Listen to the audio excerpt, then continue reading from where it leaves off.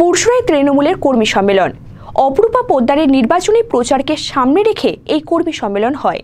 উপস্থিত ছিলেন তৃণমূল নেত্রী অসীমা পাত্র, তৃণমূল নেতা পারভেজ রহমান, মেহবুব রহমান, গোপাল রায় সহ অন্যান্যরা।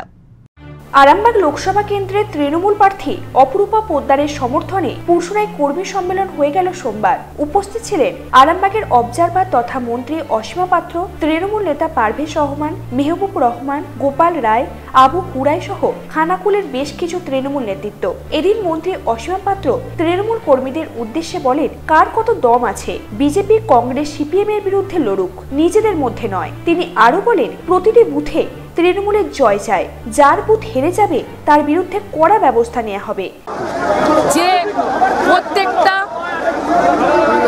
আমার যতগুলো গ্রাম পঞ্চায়েতের সদস্য আছে, যতগুলো বুথ আছে আর পঞ্চায়েত সমিতির মেম্বার আছে, সবাইকে তার এলাকা জেতাতে হবে।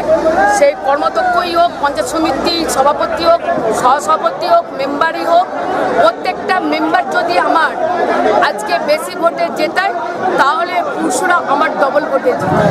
পুরসুরা তো অনেক নেতা, আমি দেখব যে অঞ্চল হারবে সেই অঞ্চলে যার নেতৃত্বে যার বাড়ি হবে তার পথ থাকবে না আগামী দিন। আমি হচ্ছি আরামবাগের অবজারভার। এটা করেছে কে? মাননীয় মুখ্যমন্ত্রী মমতা বন্দ্যোপাধ্যায়, আমার নেত্রী মমতা বন্দ্যোপাধ্যায়।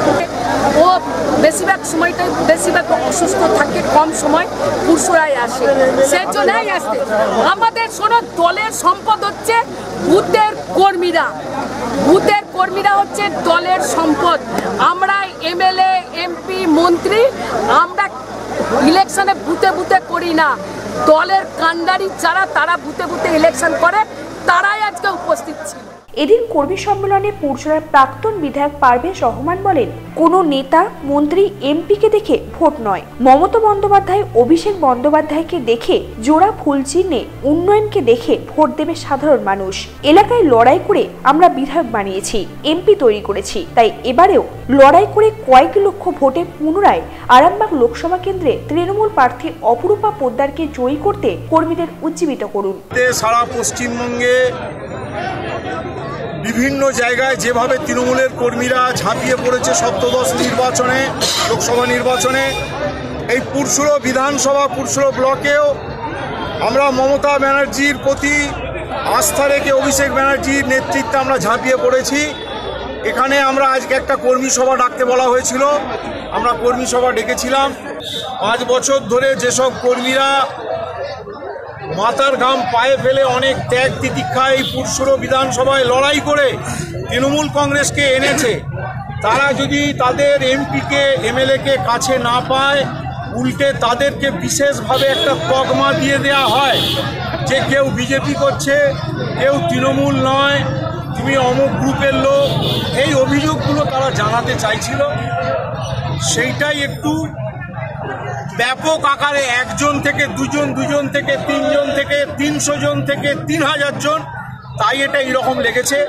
আমাদের কোনো ঝগড়া নেই, কোনো দ্বন্দ্ব নেই।